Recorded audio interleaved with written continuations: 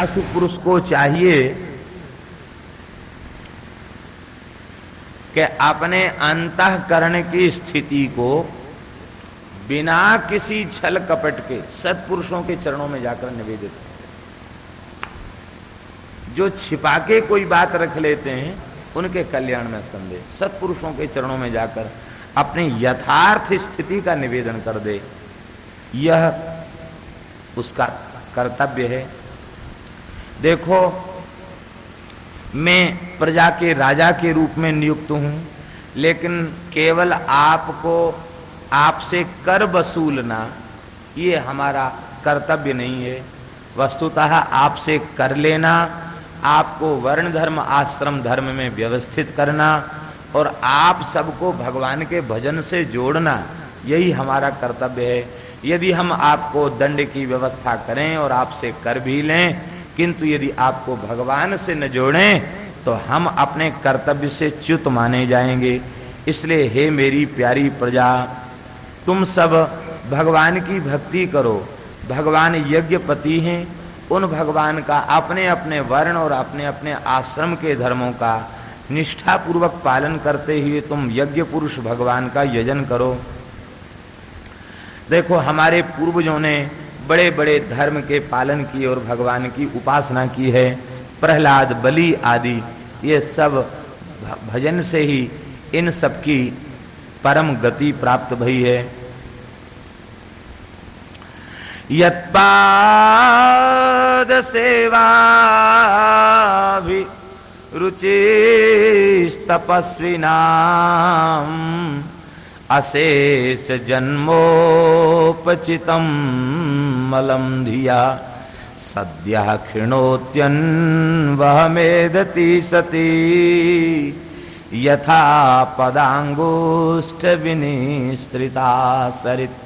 देखो, भगवान के चरण कमल से, चरण कमलों की सेवा से जीव का परम कल्याण होता है, उसका उद्धार हो जाता। देखो, भगवान के चरण कमल से विनिर्गिता जो श्री गंगा महारानी है, उन गंगा जी के सेवन से जैसे जीव निष्पाप हो जाता, ऐसे ही भगवान का चरणाश्रय प्राप्त करके जीव संपूर्ण पापों से मुक्त होकर के और वो भगवान को प्राप्त कर लेता। संपूर्ण दैहिक, मानसिक और वाचिक दोषों को निवृत्त कर लेता है। इसलिए उन भगवान को आत्मवृत्ति अपनी संपूर्ण, तुम सब तमेव यूयम भजतात्म वृत्तिभिर मनोवचक्काय गुणैस्व कर्म भी अमायिनः काम दुगांग्री पंकजम यथाधिकारावसितार्थ सिद्धया। अपने अपने और योग्यता के अनुरूप तुम सब मनवाणी क्रिया से अनन्य भाव से भगवान की उपासना करो। देखो, हरि और गुरु और इन ब्राह्मणों का सदा आदर करो। ब्राह्मणों का कभी अनादर नहीं करना, ऋषियों का, संतों का कभी अनादर नहीं करना। भगवान ब्रह्मण्य देव हैं और ब्रह्मण्य देव भगवान वे सबके पूज्य आराध्य होने के बाद भी वे भक्त वत्सल हैं। भक्तों को इष्ट देव मानते हैं, ब्राह्मणों को इष्ट देव मानते हैं। इसलिए ब्राह्मणों का, संतों का, भक्तों का कभी अनादर न करें, इनकी सेवा करें। इनकी सेवा से तुम्हें सब कुछ प्राप्त हो जाएगा। तेषामहं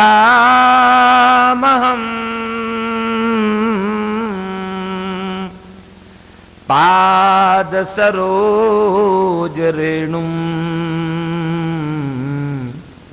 आर्या बहेयाधिकिरीटमायु यम नित्यदा बिभ्रत आसु पापम नश्यत्यमुम सर्वगुणा भजन्ति।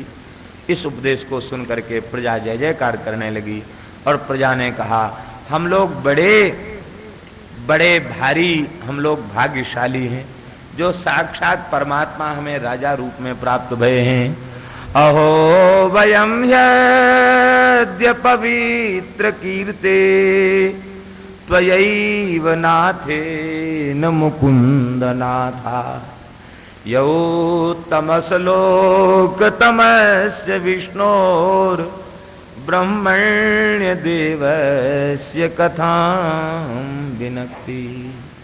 आहा धन्य है ब्राह्मणों की भक्ति, गौ ब्राह्मण संतों की भक्ति का उपदेश प्राप्त करके, श्री हरि की भक्ति का उपदेश प्राप्त करके। हे भगवान, हम सब कृतार्थ हैं। इस समय हमसे बड़ा भाग्यशाली कौन होगा जो साक्षात भगवान ही हमें राजा के रूप से प्राप्त भएं। हे नाथ, आप सदा हमारे राजा बने रहें और हम सदा सर्वदा आपकी ही प्रजा बनी रहें। बोलो श्री पृथु जी महाराज की। पृथु जी के दरबार में सनकादिक आए, सनकादिकों के चरणों में प्रणाम किया और कहा, आज संतों के दर्शन से मैं कृतकृत्य हो गया, कृतार्थ हो गया, आप सबका स्वागत है। हे भगवान, वैसे संसार में कोई प्रेमी मिलता है तो उससे लोग पूछते हैं, कहो मौज में तो हो ना, कुशल से तो हो ना, कोई कमी तो नहीं है, स्वास्थ्य तो अच्छा है, तमाम तरह के प्रश्न संसार में किए जाते। लेकिन महाराज, आपकी कोटि के जो महात्मा हैं, आत्माराम आप्त काम पूर्ण काम है, उन महात्माओं से कौन सी कुशल का प्रश्न किया जाए, हमारी समझ में नहीं आ रहा। संसारियों से तो कुशल प्रश्न किया जा सकता, लेकिन महात्माओं से कुशल प्रश्न नहीं किया जा सकता, क्योंकि संसारियों की कुशल होते हुए भी अकुशल है, खूब कुशल है। प्रत्येक वस्तु उनके मन के अनुरूप उन्हें प्राप्त है, लेकिन वे भजन में लगे हुए नहीं हैं, इसलिए वे वस्तुएं उनके अधःपतन का कारण है। महात्माओं के पास कुछ भी नहीं है, खाने को नहीं, पहनने को नहीं, रहने को नहीं, लेकिन भगवान का नाम निष्ठा पूर्वक उन्होंने अपनी जिह्वा पर विराजमान कर रखा है, हृदय में श्री ठाकुर जी के चरण कमल विराजमान कर रखे हैं, तो वे तो मंगल के स्वरूप हैं। तब लगी कुशल न जीव कहूं, सपने हूं मन विश्राम, जब लगी भजत न राम कहूं, शोक धाम तजी काम, जब लगी भजत न राम कहूं, शोक धाम तजी काम। काम को छोड़कर राम जी को भजो। काम कैसे छूटेगा? एक ही उपाय है, बिनु संतोष न काम न साही, काम अछत सुख सपने हुना। भगवान ने हमें जिस स्थिति में रखा उसमें हम परम संतुष्ट रहें, ये अनुभव करना चाहिए सदा कि हे नाथ, एक मुट्ठी सूखा आटा फांकने लायक भी हमारा भजन नहीं है, लेकिन ये तो आपकी दया है जो आप हमको भरपेट रोटी दे रहे। हम न तो रहने लायक हैं न खाने लायक हैं, आपकी किसी व्यवस्था को भोगने के अधिकारी नहीं है, क्योंकि हमारा भजन ही नहीं है। अपने मालिक की एक रोटी खा करके कुत्ता रात भर जगता है, आपकी सारी व्यवस्था भोगने के बाद भी हम आपके प्रति कृतज्ञता नहीं रखते। इसलिए हे नाथ, हम इसके लायक भी नहीं हैं, ये जो कुछ आप कृपा करके हमें दे रहे हैं ये आपकी कृपा है, ये हमारी योग्यता नहीं है, ये आपकी कृपा है। इस प्रकार का विचार करके साधक सदा भगवान के प्रति कृतज्ञ बना रहे। तो हम जिस स्थिति में हैं उसी स्थिति में अपने में परम संतोष, बहुत अधिक संतोष अपने चित्त में रखें, कभी भगवान से कुछ चाहें नहीं, बस यही एक श्रेष्ठ बात है। भवत सुकुशल प्रश्न आत्मा रामे सुनिश्चिते, कुशला कुशला यत्र न संति मतिवृत्तया। क्या कुशल है क्या अकुशल है, ये केवल बुद्धि की कल्पना में रहती नहीं है। इसलिए आप जैसे महात्माओं से क्या कुशल प्रश्न पूछना, आप तो कुशल के, मंगल के, कल्याण के स्वरूप ही। हरिजन को यस गावते हरिजन मंगल रूप। भगवान के भक्त तो मंगल रूप, मुद मंगल में संत समाजू, जो जिम जंगम तीर्थ राजू। जब वे मंगल के ही स्वरूप हैं तो उनसे कुशल क्या पूछने के, महाराज आपकी अकुशल क्या है? वे तो मंगल के ही स्वरूप हैं। श्री भगवत सिंह जी महाराज ने कहा, मंगल मूर्ति लाडली, ये मंगल का स्वरूप कितना बड़ा विस्तार मंगल का है। सबसे पहले मंगल की अधिष्ठात्री श्री लाडली जी हैं। मंगल मूर्ति लाडली, और लाडली जी के नीलांबर से ठाकुर जी का पीतांबर बंधा हुआ है, बस इसी संबंध से वे भी मंगल हुई। मंगल मूर्ति लाडली मंगल मूर्ति लाल, मंगल मूर्ति सहचरी मंगलमय सब काल। भगवान की आराधना का कोई काल अमंगलमय नहीं है, चाहे जैसा समय आ जाए। वृंदावन में उपासना में सब काल मंगलमय, मंगलमय सब काल अमंगल मूल न सावन, मंगल महल विनोद महल मंगल मन भावन। और मंगल भगवत रसिक सुजस सर्वोपरि मंगल, कहे सुने अनमोद पावे वर मंगल। मंगल भगवत रसिक सुजस सर्वोपरि मंगल। भक्तों के सुयस को श्री भगवत रसिक देव जी महाराज ने सर्वोपरि मंगल कहा। जिनका चरित्र ही सर्वोपरि मंगल है, उन भगवान के भक्तों से अमंगल की तो महाराज आप ठीक हैं कि नहीं? देखो दुनिया के लोग स्वस्थ होते हुए भी अस्वस्थ हैं, बीमार हैं। और महात्मा बीमार दिखाई पड़ रहा है लेकिन फिर भी स्वस्थ है। क्यों स्वस्थ है? स्वस्थ शब्द का अर्थ होता स्वस्मिन स्थिता, अपने में जो स्थित। अपने कौन है? अपने श्री ठाकुर जी हैं। अपने ठाकुर जी में जिसकी वृत्ति लगी भई है वो स्वस्थ है, और भगवान में जिसकी वृत्ति नहीं लगी भई है, संसार में भोगों में जिसकी वृत्ति लगी भई है, और खूब हट्टा कट्टा जवान तगड़ा है, कोई बीमारी उसको नहीं, लेकिन सबसे भारी बीमार वही है। भगवान में मन लगा है वो बीमार नहीं है, वो स्वस्थ है, पूर्ण स्वस्थ है। हे भगवान, आप जैसे महात्माओं को हम क्या भेंट करें? अपना सर्वस्व ही आपके चरणों में निवेदित करते हैं, क्योंकि प्राणा दारा सुता ब्रह्मन ग्रहाश्च सपरिच्छदाः राज्यम बलम मही कोसो इति सर्वम निवेदितम। हे नाथ, आप जैसे संतों के चरणों में प्राण, पत्नी, पुत्र, घर, सारा कुटुंब, राज्य, बल, कोष, ये सब आपका ही है, और आपकी वस्तु हम आपके ही चरणों में निवेदित कर देते हैं। कैसी कृतज्ञता श्री पृथु जी महाराज के हृदय में है। और वे कहते हैं कि देखो, उत्तम पद और उत्तम पूजा वो आप जैसे महात्मा ही प्राप्त कर सकते हैं। सैनापत्यम च राज्यम च दंड नेतृत्वमेव च सर्वलोकाधिपत्यं च वेद शास्त्र विदर्हति, सब कुछ आप प्राप्त कर सकते। भगवान आप तो ब्रह्मर्षि हैं, हम आपको दें क्या? हमारे पास देने को तो कुछ है नहीं। ऐसा नहीं कि पृथु जी कंजूस थे, कंजूसों को तो बहुत अच्छी उपाय मिल जाएगा कि बढ़िया मीठी बात समझ लो, महाराज सब कुछ आपका ही है, अब आपको हम क्या दें? आपका ही सब कुछ है। बोले अच्छा, जब सब कुछ हमारा है तो तुम घर छोड़ो जाओ, अब हम रहेंगे इसमें। कि महाराज है तो सब कुछ आपका, पर कृपा करके छूना कोई चीज मत, कुछ मत छूना, है तो आपका, पर आप महात्मा हो, आप लेके इसको क्या करोगे? छूना मत आप। ऐसी बातों से काम नहीं चलता। बड़ी सुंदर बात कह रहे हैं श्री पृथु जी महाराज, अति उदार हैं। वे कह रहे हैं, हे भगवान, आप ऐसे विरक्त महात्मा हैं, आपके शरीर पर सूत का धागा भी नहीं है,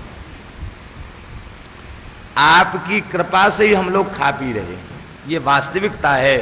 संतों की कृपा से ही भगवान, संतों के संबंध से ही भगवान संपूर्ण विश्व का भरण पोषण कर रहे हैं।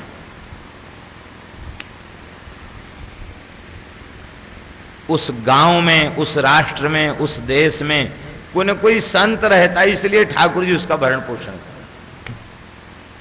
भक्त के संबंध से ही ठाकुर जी भरण पोषण कर रहे हैं। देखो महात्माओं, स्वमेव ब्राह्मणो भुंक्ते स्वं वस्ते स्वं ददाति च तस्यैवानुग्रहेणान्नं भुज्यन्ते क्षत्रियादयः। हे भगवान, आप जैसे महात्मा अपना ही खाते हैं, अपना ही पहनते हैं, अपने ही वस्तु का दान देते हैं। आप जैसे संतों की कृपा से ही हम क्षत्रिय आदियों का पालन पोषण होता है। बड़े प्रसन्न भय हैं, और प्रसन्न होकर के सनकादिकों ने उन्हें तत्व का उपदेश दिया, भगवान की भक्ति का उपदेश दिया, और भगवान की भक्ति का बड़ा सुंदर उपदेश दिया। अंत में उपदेश देते हुए कहा यत्पाद पंकज पलास विलास भक्त्या कर्माशयम् ग्रथितमुद्ग्रथयन्ति सन्तः तदवन्न रिक्तमतयो यतयोऽपि रुद्धः श्रोतो गणास्तमरणं भज वासुदेवम्। हे भगवान, हे महाराज पृथु, यत पाद पंकज पलाश विलास भक्त्या, संत महात्मा भगवान के श्री युगल चरणार बिंदों की आराधना करते हैं और उस आराधना जन्य जो विशुद्ध प्रीति है, उस प्रीति के द्वारा अपनी कर्म की ग्रंथि को छिन्न भिन्न कर देते हैं।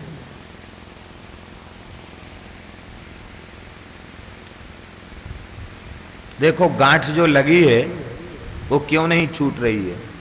इसलिए नहीं छूट रही है कि भीतर अंधेरा है। अंधेरे में गांठ कैसे छूटेगी?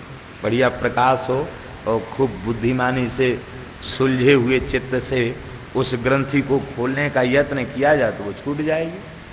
तो जब वह भगवान के चरण कमलों का ध्यान करता है तो भगवान के चरण कमल की नखमणि चंद्रिका का जो उज्जवल प्रकाश है, उस प्रकाश से उसका अंतःकरण उद्भासित हो जाता है और उस प्रकाश में वह अविद्या की गांठ को खोल देता है। और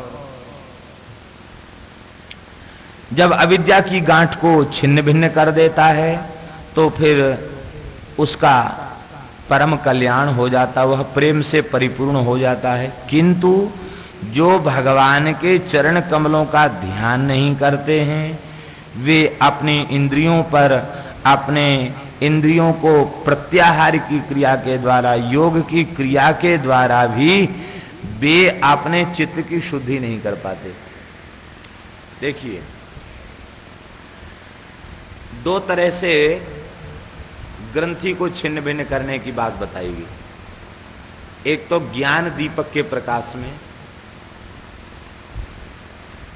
और दूसरे भगवान की चरण कमल नखमणि चंद्रिका के दिव्य उज्जवल प्रकाश में। अंतर क्या है? अंतर यह है कि उस घी की दीपक को जलाने के लिए बड़ा श्रम करना पड़ेगा और कितना श्रम करना पड़ता है उस सब को समझने के लिए गोस्वामी जी के उत्तरकांड में जो ज्ञान दीपक का वर्णन है उस प्रकरण को पढ़ लो। समय नहीं है उसकी चर्चा करने। सात्विक श्रद्धा धेनु सुहाई, फिर वो हरितृण चरती है, फिर ऐसा होता, फिर तैसा होता, फिर इसके बाद दूध दुहा जाता, फिर उसको गरमाओ, फिर जमाओ, फिर दही मथो, फिर बाती बनाओ, फिर दीपक रखो। और इतने बाद जब घी डाल करके दीपक जलाया तब हुआ क्या? बोले इंद्री द्वार झरोखे नाना, तह तह सुर बैठे करी थाना।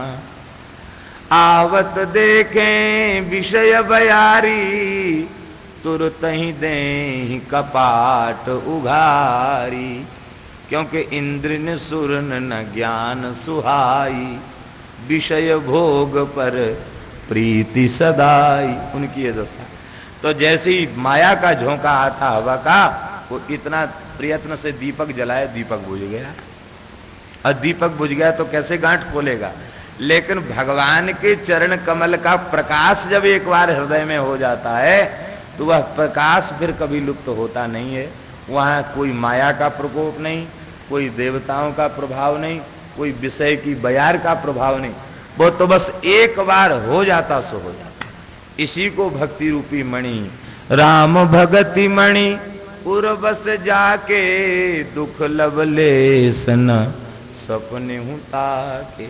इसलिए यत्पाद पंकज पलास विलास भक्त्या, कर्माशयम् ग्रथितमुद्ग्रथयन्ति सन्तः। तदबन्न रिक्तमतयो यतयोऽपि रुद्धः, यतयः अपि रुद्धः। श्रोतो गणास्तमरणं भज वासुदेवम्। कृच्छ्रो महानिह भवार्णवमप्लवेशाम् षड्वर्ग नक्रम सुखेन षड्वर्ग नक्रम सुखेन तिरीतितीर सन्ति तत्त्वं हरेर्भगवतो भजनीय मंघ्रिम कृत्वोडुपम व्यसनमुत्तर दुस्तरार्णिम। हे पृथु जी महाराज, जो लोग मन और इंद्रिय रूप मगरों से भरे हुए इस संसार रूपी सागर को दुष्कर जो योग आदि साधन है उनके द्वारा अपने बाहुबल से पार करना चाहते हैं, कहते महाराज वे कभी पार नहीं हो पाते। ये काम क्रोध रूपी मगर उनको निगल के बीच में ही खा जाते, कच्चा चबा जाते, उनको भूनने की भी जरूरत नहीं पड़ती। जो भगवान की भक्ति से शून्य योगी यति तपी हैं, वे अपनी इंद्रियों का निग्रह करके और यम नियम आसन प्राणायाम प्रत्याहार आदि क्रियाओं के द्वारा अपनी इंद्रियों का मन का संयम करके वे इस संसार सागर से पार जाना चाहते हैं। कहते हैं बड़े बड़े काम क्रोध रूपी ग्राह उनको निगल जाते हैं। उनका संसार के उस पार पहुंचना अत्यंत कठिन है। क्यों कठिन है? कहते इसलिए कठिन है कि श्री हरि रूप कर्णधार उन्हें प्राप्त नहीं है। कर्णधार के अभाव में उस सागर को कौन पार कर सकता है? इसलिए हे पृथु जी महाराज, तुम तो भगवान के चरण कमलों की नौका बनाकर उसमें बैठ जाओ। नौका बनाकर बैठना क्या है? नौका बनाकर बैठना यही है कि भगवान के अनन्य भाव से चरणाश्रित हो जाओ तो तेसा महम समुद्धरता मृत्यु संसार सागरात भवामि निचिरात पार्थो मैया वेशित चेतसा। बस यही उपाय है। बोलो भक्तवत्सल भगवान। इसी का नाम है भागवत, जहां अन्य की उपेक्षा करके और भागवत धर्म को ही सर्वोपरि सिद्ध किया जाए, और इसके आश्रय के बिना जीव का कल्याण संभव नहीं है। श्री पृथु जी महाराज ने गृह त्याग कर दिया, वानप्रस्थ आश्रम को स्वीकार किया, कठोर तपस्या में लग गए। और ये तपस्या किसी फल की प्राप्ति के लिए नहीं, ये केवल लोक शिक्षा के लिए। राजा का धर्म क्या है? राज्य को त्याग करके अंत में तपस्या करना चाहिए। योगे नान्ते तनुत्यजाम, योग के द्वारा आपने अपने देह का त्याग किया। अर्ची महारानी सती हो गई।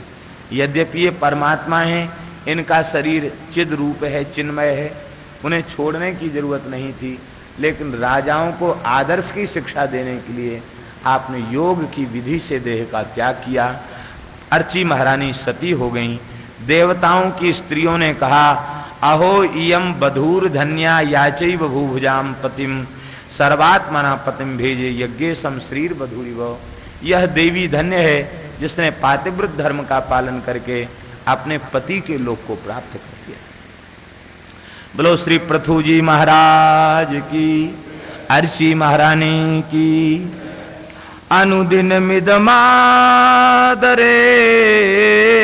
शृण्वन् प्रथुचरितं प्रथयन् विमुक्त संगः भगवति भव सिंधुपोत पादे सच निपुणाम लभते रतिम मनुष्य।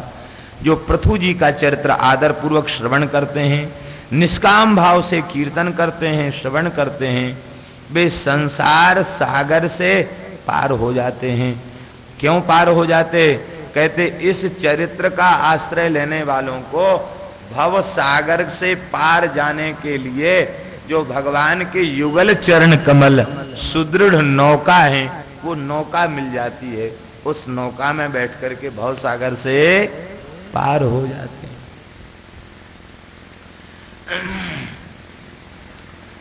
प्रचेताओं की वंश परंपरा बड़ी पवित्र हुई।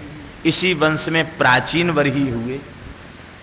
ये प्राचीन बरही इन्होंने इतने यज्ञ किए कि सारी पृथ्वी को कुशाओं से पाट दिया।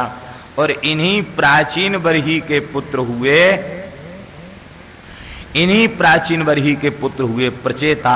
ये प्रचेता भगवान का भजन करने के लिए कच्छ, गुजरात में जो कच्छ प्रदेश है, नारायण सरोवर है, नारायण सरोवर की ओर तपस्या करने के लिए चले, पश्चिम समुद्र की ओर चले।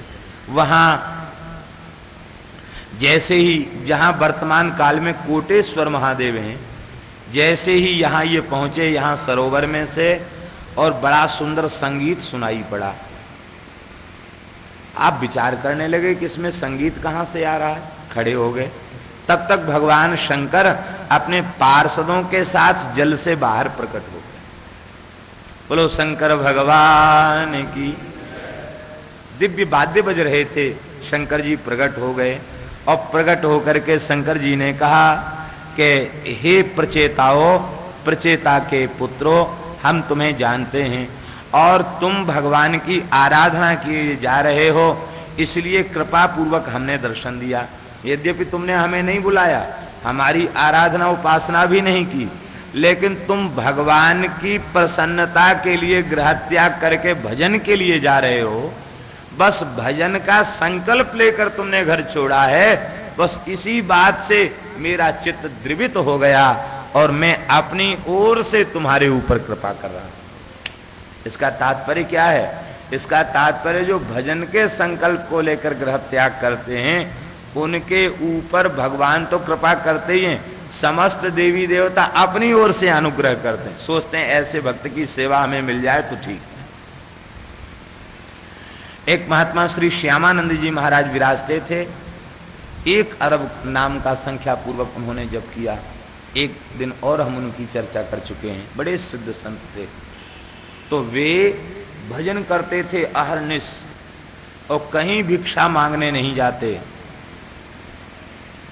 उनकी भजन स्थली में हम होके आए, कहीं भिक्षा मांगने नहीं जाते और भजन करते। गांव में प्रसिद्धि हो गई, बाबा जी कुछ खाते पीते नहीं, भजन करते। बात क्या थी? उनके नाम निष्ठा से प्रभावित होकर के अर्धरात्रि के समय भगवती पार्वती उनको अधोटा दूध लेके आती थी और अपने हाथ से दूध पिला के जाती थी और वो दूध पी के भजन करते। ये स्थिति थी। और कई वर्षों तक, बताते 18 वर्षों तक पार्वती जी ने दूध पिलाया। 18 साल तक, 1-2 दिन नहीं, रोज रोज पार्वती जी का साक्षात आना और दूध पिलाना।